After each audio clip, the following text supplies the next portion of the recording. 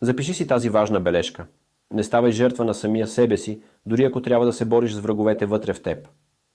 Всички се притесняваме за крадеца в тъмната уличка, който може да открадне портфейла ти. Но какво да кажем за крадеца в ума ти, който може да открадне обещанията ти, мечтите ти, възможностите ти?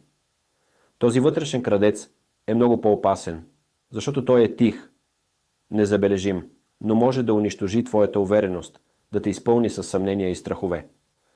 Той е този, който ти шепне, че не си достатъчно добър, че не можеш да успееш, че не заслужаваш щастие или просперитет.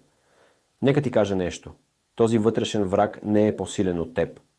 Истинската битка за успех и лично удовлетворение не е срещу външните препятствия, а срещу тези вътрешни ограничения, които самият ти си поставяш. И можеш да ги победиш. Как? С осъзнатост, с постоянство, с желание да израстваш и да учиш. Не позволявай на съмненията да те спрат. Изправи се срещу тях с твърдост, решителност и яснота на целите си. Най-голямата победа е тази, която ще спечелиш над себе си, защото тя ще ти отвори врати към всичко, което някога си искал да постигнеш. Запомни, успехът е в твоя ум, в твоята нагласа и в твоята готовност да преодоляваш не само външните предизвикателства, но и тези вътре в теб. Последвай нагоре и напред, за да получаваш още от същото съдържание всеки ден.